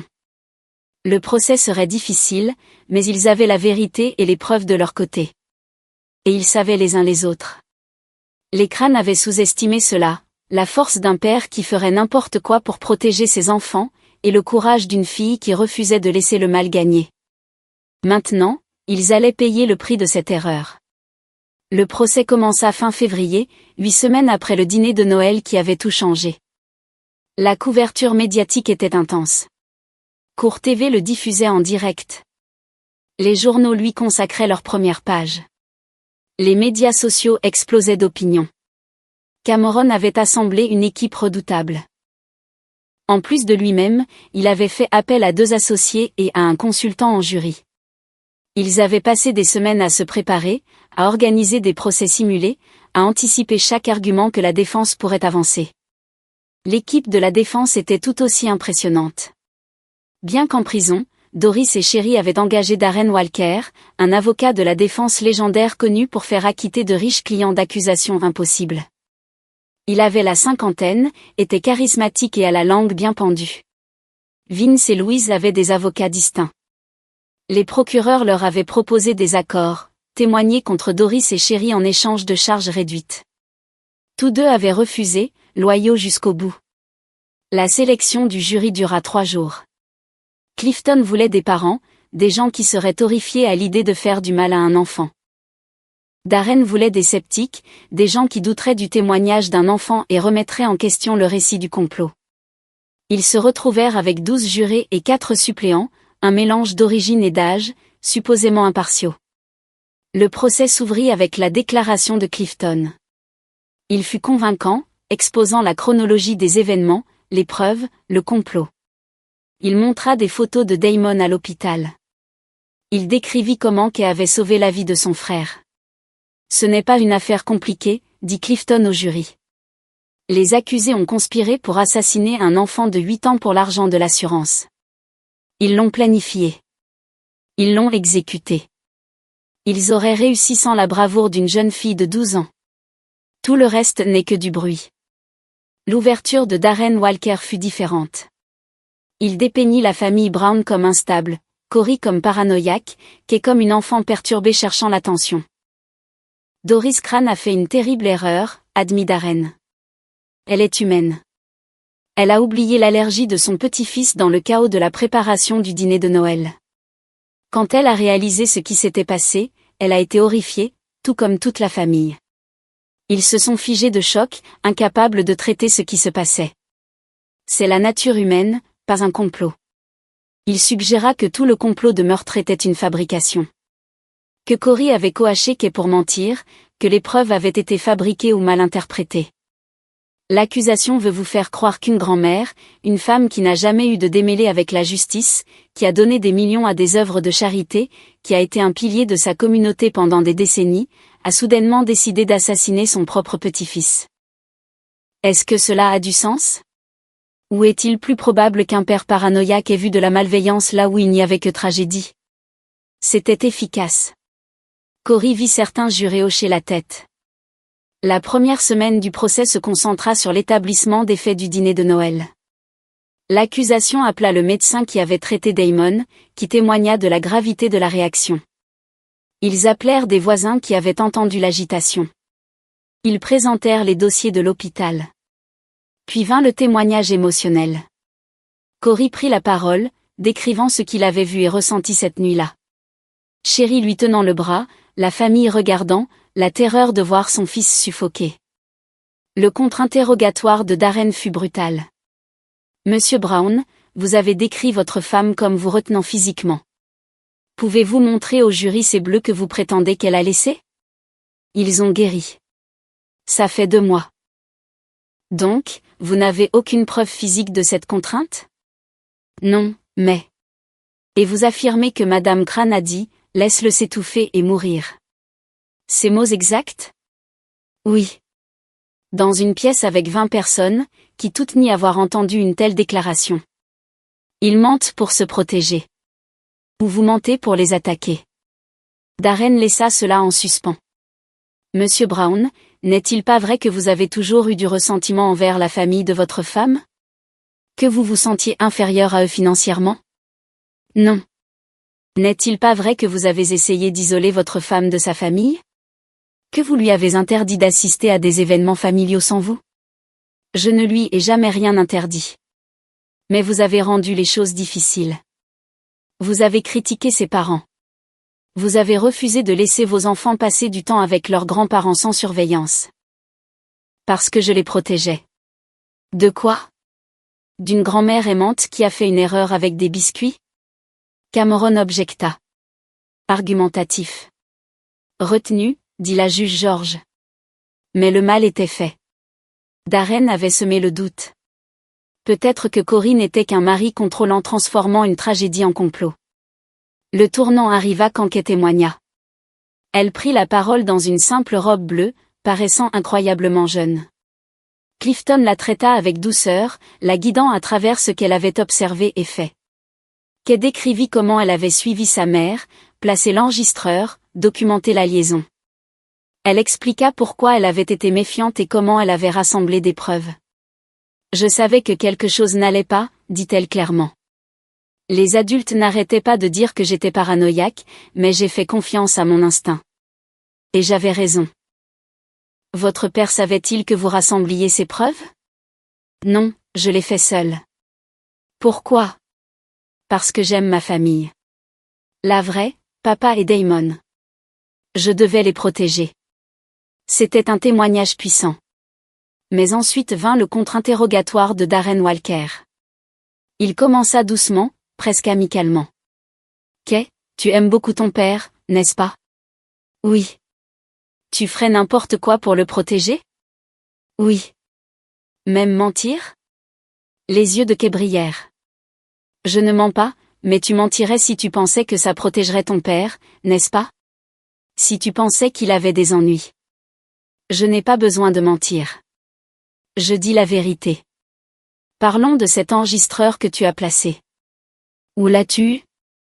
Je l'ai emprunté à un ami. Un ami dont le père est détective privé. Le père de cet ami t'a-t-il aidé à le placer? Non, je l'ai fait moi-même. Vraiment? Une fille de 12 ans a réussi à placer un enregistreur de qualité professionnelle sans aucune aide?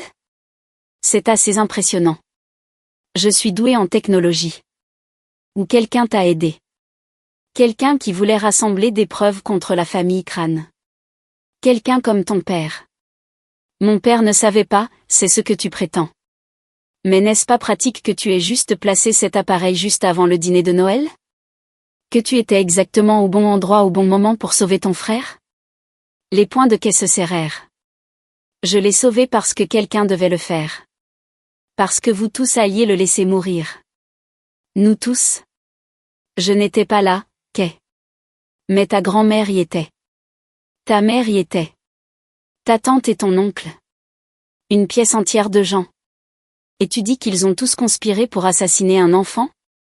Est-ce que ça ne semble pas un peu fantastique? C'est ce qui s'est passé. Ou c'est ce qu'on t'a dit de dire? Cameron était sur ses pieds. Objection. Le conseil harcèle le témoin. Retiré. Darren sourit à Kay. Une dernière question. Ces enregistrements que tu as faits, as-tu l'appareil original? Kay hésita. Non. Non. Qu'est-il arrivé? Je l'ai perdu. Tu as perdu la pièce à conviction la plus importante de cette affaire. Comme c'est pratique. Je ne l'ai pas perdu. Je pense que quelqu'un l'a pris. Quelqu'un de la famille essayant de. Alors maintenant tu prétends que des preuves ont été volées. Par qui? Je ne sais pas. Mais j'ai fait des copies avant qu'ils ne disparaissent. Elles sont identiques. Les copies peuvent être modifiées, n'est-ce pas? Manipulées. Sans l'original, nous n'avons que ta parole que ces enregistrements sont authentiques. Kay regarda Clifton, désespéré. Mais il ne pouvait rien faire. L'appareil original avait disparu de son sac à dos 2 semaines auparavant. Quelqu'un l'avait bien volé, probablement Vince ou quelqu'un qui l'avait engagé. Mais sans preuve, cela rendait juste Kay moins crédible. Darren avait marqué des points. Quand Kay quitta la barre, Cory put voir qu'elle était secouée. Le procès se poursuivit pendant 3 semaines supplémentaires. Wade témoigna, fournissant une connaissance interne du complot, mais Darren attaqua sa crédibilité sans relâche. Il était un mari bafoué, trahi par sa femme et son partenaire, prêt à dire n'importe quoi pour se venger. Des experts financiers témoignèrent sur les polices d'assurance et les problèmes d'argent des Crane. Des témoins de moralité parlèrent de la réputation de Doris. Des experts médicaux discutèrent des allergies et de l'anaphylaxie. Pendant tout ce temps, Doris et Sherry restèrent assises à la table de la défense, l'air tragique et lésé. Doris s'épongeait les yeux de temps en temps. Sherry regardait le jury avec une innocence blessée. Elles jouaient leur rôle à la perfection. L'accusation conclut après avoir présenté les enregistrements, améliorés et analysés par des experts audio qui jurèrent qu'ils étaient authentiques. Les voix étaient claires. Le complot était évident. Mais sans l'appareil original, la défense ne cessa de marteler l'authenticité. La défense fut plus simple. Ils appelèrent des amis de la famille qui témoignèrent du caractère de Doris. Ils appelèrent des psychiatres qui suggérèrent que Cory souffrait de délire paranoïaque. Ils appelèrent des experts qui soutinrent que les enregistrements auraient pu être truqués. Ils ne firent pas témoigner Doris ou Sherry. Trop risqué. Les plaidoiries finales eurent lieu début avril. Clifton fut passionné, rappelant au jury Damon à l'hôpital, la bravoure de Kay, les preuves claires du complot. Ils ont prévu d'assassiner un enfant, dit-il avec force. Pour de l'argent. Ils ont exécuté ce plan au dîner de Noël. Ils auraient réussi sans le courage d'une jeune fille de 12 ans. Ne les laissez pas s'en tirer. La plaidoirie de Darren fut tout aussi puissante. L'accusation a construit un château en Espagne. Une théorie du complot fantastique qui vous demande de croire qu'une grand-mère aimante est soudainement devenue une meurtrière. Qu'une famille entière a collectivement décidé de tuer un enfant. Est-ce que cela a du sens? Ou est-il plus probable qu'un accident tragique ait été tordu par un homme paranoïaque et sa fille coachée en une affaire criminelle? Le jury délibéra pendant 4 jours. 4 jours d'agonie, à attendre de voir si la justice serait rendue. Le 5e jour, ils revinrent avec un verdict. La salle d'audience était bondée. Les médias remplissaient la galerie. Corey était assis entre Cameron et Kay, tenant la main de sa fille. Damon était de nouveau chez les parents de Cameron. Ce n'était pas quelque chose qu'un enfant de 8 ans avait besoin de voir. La juge George appela à l'ordre alors que le jury entrait. Corey essaya de lire leurs visages, mais ils étaient soigneusement neutres. Le jury a-t-il atteint un verdict? Demanda la juge George. La présidente du jury, une enseignante d'âge moyen nommée Betsy Hardy, se leva. Oui, votre honneur. Sur l'accusation de complot en vue de commettre un meurtre, comment trouvez-vous l'accusé Doris Crane? Coupable. Le mot frappa comme un coup de tonnerre. Des halètements parcoururent la salle d'audience. Le visage de Doris devint blanc. Derrière la table de la défense, Wade semblait sombrement satisfait. Sur l'accusation de tentative de meurtre, comment trouvez-vous l'accusé Doris Crane? Coupable. Sur l'accusation de complot en vue de commettre un meurtre, comment trouvez-vous l'accusé Sherry Brown? Coupable. Sur l'accusation de tentative de meurtre, comment trouvez-vous l'accusé Sherry Brown? Coupable. Sherry se mit à pleurer. De forts sanglots haletants. Darren posa une main sur son épaule, mais elle le repoussa. Les verdicts continuèrent. Vince, coupable sur les 2 chefs d'accusation. Louise, coupable de complot, mais non coupable de tentative de meurtre. Le jury avait apparemment cru qu'elle était une participante réticente qui n'avait pas activement essayé de tuer Damon. La juge George remercia le jury et fixa le prononcé de la sentence 2 semaines plus tard. Pendant ces 2 semaines, Corey sentit enfin qu'il pouvait respirer. Les verdicts de culpabilité avaient tout justifié. Ses instincts, la bravoure de Kay, la vérité pour laquelle il s'était si durement battu. Mais il n'avait pas encore fini. Le jour du prononcé de la sentence arriva. Corey avait préparé une déclaration de victime. Il y avait travaillé pendant des jours, essayant de capturer l'ampleur de ce qui avait été fait à sa famille. Lorsqu'il fut appelé, il se leva et fit face aux accusés. « Vous avez essayé de tuer mon fils », commença-t-il, sa voix stable. « Vous l'avez planifié. Vous l'avez exécuté. Vous l'avez regardé suffoquer avec des sourires sur vos visages. Et quand cela a échoué, vous avez essayé de nous détruire de toutes les autres manières possibles. » Il regarda Sherry. « Tu étais ma femme, la mère de mes enfants. Je t'ai tout confié. Et tu as trahi cette confiance de la manière la plus fondamentale possible. Tu as essayé d'assassiner notre enfant pour de l'argent. » Sherry ne voulut pas croiser son regard. Il se tourna vers Doris. « Vous avez prétendu être une grand-mère aimante tout en complotant pour tuer votre petit-fils. Vous avez utilisé les réunions de famille comme une opportunité de meurtre. Vous avez souri à mes enfants tout en planifiant leur mort. » Doris le regarda, défiante jusqu'au bout. « Les dommages que vous avez causés vont au-delà du physique. Mon fils fait des cauchemars. Ma fille a des problèmes de confiance. Ils ont appris que la famille peut être la menace la plus dangereuse. C'est votre héritage. » Il regarda la juge George. « Je demande la peine maximale. Ces personnes sont un danger pour la société. Elles ont essayé de commettre l'un des crimes les plus odieux imaginables. Elles ne devraient jamais être libres de faire du mal à quelqu'un d'autre. » La juge George écouta toutes les déclarations des victimes. Il y en eut plusieurs, des enseignants, des voisins, des amis de la famille. Puis elle se tourna vers les accusés. J'ai présidé de nombreuses affaires au cours de ma carrière, mais celle-ci me perturbe plus que la plupart. Vous avez conspiré pour assassiner un enfant. Votre propre petit-fils, votre propre fils. La trahison de la confiance ici est presque incompréhensible. Elle condamna Doris à 35 ans de prison, Sherry à 30 ans, Vince à 25 ans. Louise, compte tenu de son rôle moindre, reçut 15 ans. Compte tenu de leur âge et de la possibilité de libération conditionnelle, Doris et Sherry mourraient probablement en prison. Vince aurait la soixantaine à sa libération. Louise pourrait sortir dans la cinquantaine. C'était la justice, autant que le système juridique pouvait l'offrir. Mais Corey n'était pas encore satisfait. Il restait une dernière pièce à mettre en place. Après le prononcé de la sentence, il rencontra Michelle Beck, l'agente du FBI qui avait travaillé sur l'aspect des crimes financiers. Que advient-il de l'affaire de détournement de fonds, demanda Corey. Elias Gould sera jugé le mois prochain. Nous l'avons coincé. Il risque 10 à 15 ans. Michelle sourit sombrement. Doris l'a balancé quand elle a réalisé qu'il n'allait pas payer sa caution. Elle nous a tout dit sur leur liaison et l'argent qu'ils ont volé. Et Wade? Il a honoré son accord. A remboursé les investisseurs. A évité les accusations. L'expression de Michel s'assombrit. Je n'aime pas ça, mais il nous a donné tous les autres. Que advient-il de Crane Développement? Faillite, très probablement.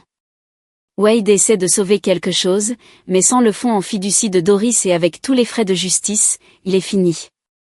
Parfait. L'empire des crânes, bâti sur l'arrogance et la corruption, s'effondrait.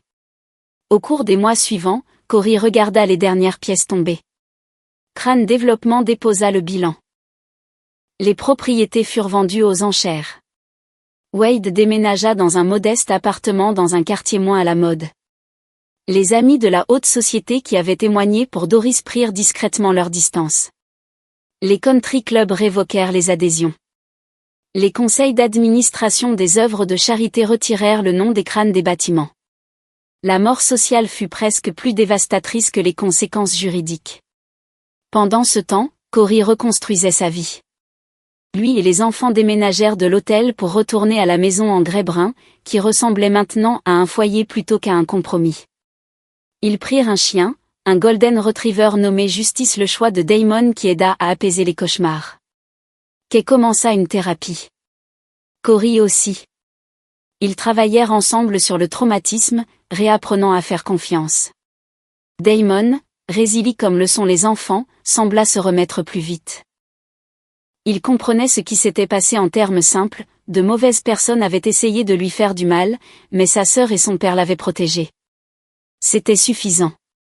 Cameron leur rendait visite régulièrement, devenant un peu comme un membre de la famille. Jacqueline Bell resta comme consultante en sécurité, bien que les menaces aient cessé avec les verdicts de culpabilité. Un soir de fin d'été, Corey était assis sur les marches de la maison, regardant Kay et Damon jouer avec Justice dans le petit jardin. La chaleur de Chicago était oppressante, mais les enfants s'en moquaient. Son téléphone sonna. Un numéro inconnu. Bonjour, Monsieur Brown. C'est Betsy Hardy. J'étais la présidente de votre jury. Corey se redressa. Madame Hardy, que puis-je faire pour vous? Je voulais appeler pour vous dire que nous vous avons cru. Nous tous. Dès le premier jour de témoignage. Sa voix était émue. Nous avons vu ce qu'ils ont essayé de faire. Et nous voulions que vous sachiez que Kay, votre fille, c'est la personne la plus courageuse que j'ai jamais vue. La façon dont elle a témoigné, la façon dont elle a tenu tête à cet avocat. Elle est extraordinaire. Merci, réussit à dire Corey, la gorge serrée. J'ai une fille à peu près de son âge. Je n'arrête pas de penser à ce que Kay a traversé, et ça me donne envie d'être une meilleure mère. Plus consciente, plus protectrice. Betsy fit une pause. Je voulais juste que vous sachiez que vous avez tout fait correctement. Vous avez protégé vos enfants. Vous avez obtenu justice. Vous avez gagné. Après qu'elle eut raccroché, Corey resta assis là un long moment, laissant ses mots s'imprégner. Il avait gagné. Pas seulement au tribunal, pas seulement en obtenant des condamnations. Il avait gagné parce que ses enfants étaient en sécurité, en bonne santé, en train de guérir. Parce qu'ils avaient affronté le mal et avaient survécu. Parce qu'ils jouaient dans le jardin avec un chien nommé Justice, riant comme des enfants normaux. C'était ça, la victoire. Papa, appela Damon. Justice a appris un nouveau tour. Regarde. Cory se leva et se dirigea vers le jardin, prêt à regarder la démonstration de son fils, prêt à être présent pour ces moments ordinaires et précieux. La famille Crane était finie. Leur héritage n'était que cendre. Leur empire était tombé. Et Cory Brown, le moins que rien du South Side qu'ils avaient essayé de détruire, était toujours debout, se battant toujours, gagnant toujours. Cette nuit-là, après que les enfants furent au lit, Cory ouvrit son ordinateur portable une dernière fois. Il travaillait sur quelque chose de privé, quelque chose dont il n'avait parlé à personne. Une fondation, la fondation K et Damon Brown pour la sécurité des enfants. Il la finançait avec l'argent des règlements, des poursuites civiles qu'il avait intentées contre les Crane. De l'argent qui servirait à aider d'autres enfants, à protéger d'autres familles, à financer la recherche sur les allergies alimentaires et les protocoles de sécurité. Quelque chose de bon issu de toute cette obscurité. La paperasse était presque terminée. Dans quelques semaines, ce serait officiel. Et chaque fois que quelqu'un serait aidé par la fondation, ce serait un rappel que le mal avait tenté de l'emporter, mais avait échoué. Que le courage et l'amour avaient triomphé. Que l'amour d'un père pour ses enfants était plus fort que n'importe quel complot, n'importe quelle somme d'argent, n'importe quelle force du mal. Cory ferma l'ordinateur portable et regarda la photo sur son bureau. Kay et Damon, souriant, en sécurité, vivants. Il les avait protégés. Il les avait vengés. Il avait gagné.